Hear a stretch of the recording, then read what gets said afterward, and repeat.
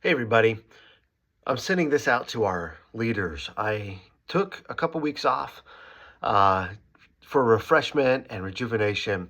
So you haven't received these videos in the past 2 to 3 weeks. And that was on design. That was by design for me on my calendar.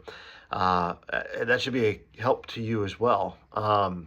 You should take breaks to replenish your relationship with your God and with your family.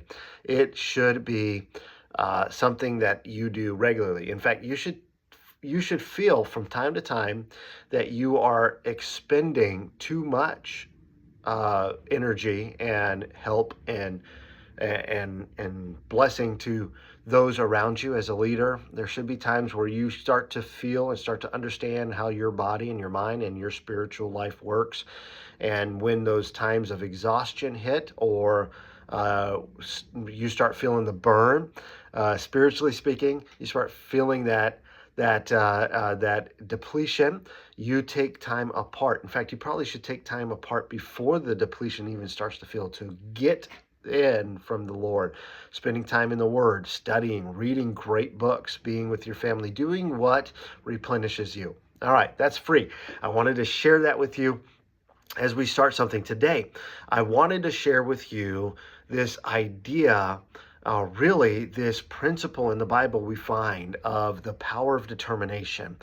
I'm not talking about worldly determination, determined to do something, determined to take over a company, determined to make a bunch of money. Determination is an important factor in this world, in the life, and God created it that way. For the follower of Jesus Christ, determination is key when it comes to following and leading. We learn about determination from the life of Daniel.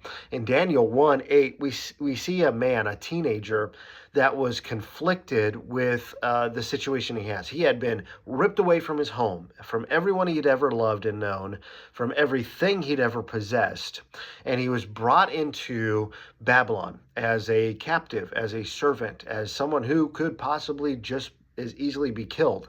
His life was turned upside down, and instead of becoming desperate and despondent and angry and frustrated with the circumstances, he determined to follow God. He made sure that his heart was right with God. He purposed in his heart that he might not defile himself with the portion of the king's meat and wine.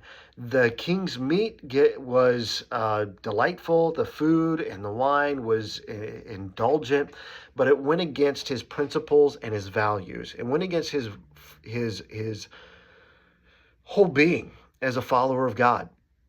And so he purposed in his heart not to do it. And he showed determination that even though he could be killed, he determined not to do it, but rather to follow God. He took a chance. He took a stand, and his principles guided him in that area. Everything you do as a follower of Jesus Christ should be determined ahead of time. There will be times where you're faced with a challenge, and your principles should be ingrained in you already to say, I'm going to determine to love God, to grow in my ability to glorify him, to live out the gospel of Jesus Christ and tell the gospel of Jesus Christ, to help other people on their faith-way journey. Those principles should be ingrained in you as a leader. You're a new leader, so maybe you're a new leader, and so you're learning these things. Eventually, you'll come to that place where you're saying, I'm going to determine to follow God, just like Daniel did. From this, we learn three principles, sub-principles that I want to teach you today. First of all, we need to make the decision before the challenge hits to determine to stand firm. Daniel's story teaches us that determination begins in standing firm in our beliefs. As young leaders, or old leaders, as just leaders in general, we will face pressures to conform, whether it be in school, work, or social setting. Like Daniel, you must have the courage to stand up for what you believe in. This doesn't mean being confrontational, although it will sometimes lead to confrontation. It means being resolute and to be true to the biblical values that you know God has designed you to follow. Secondly, it tells us that we need to set goals. Setting goals. Daniel purposed in his heart to do this for a certain amount of time. He told the prince of the eunuchs, meaning the president of the eunuchs, those that govern him, and the people, Shadrach, Meshach, and Abednego, all of those that are with him. He told him, give us 10 days. Give us 10 days to eat pulp and vegetables, and prove us. See if it works. If it doesn't work, have your way with us. But I'm going to stand firm to do what God wants me to do. So setting goals is something that is important. He didn't just refuse the king's meat. He had a plan. He had a goal in mind. He had a timetable in mind. It's good to set goals. If you're dealing with something mentally anguishing, set an amount of goal. If you're dealing with physical limitations, set a goal. And for our church, for leading in our church, set a goal. I'm gonna serve in the kids class for 90 days. I'm gonna serve in the greeters for 90 days, and then take a break. We set those goals. We help you do that here at Faithway. Set those goals. His diet of vegetables and water for 10 days showed the determination isn't just about saying no. That's what our culture does. No, or yes, bring me more. It's about saying no. Here are my values. Here's my beliefs, and here's what we are going to do that will help you as well. If you want to find some goals as a leader, if you have some problems that are coming up, it's good and it's healthy, instead of just focusing on the problems, finding the solutions. Instead of focusing just on the problems, let's find the solutions through Bible reading and prayer and counseling. And then when we find those constructive solutions, we have to think it's not just about us. It's about God's glory. It's about helping other people as well. What goals do you want to achieve as a leader? What goals do you want to achieve as a follower of Christ? As a father, as a son, as a greeter, as a Sunday school teacher. What goals do you have? So set them with intentional purposes, with intentionality, and pursue them with determination. Determination is key. And then lastly, he embraced the challenge.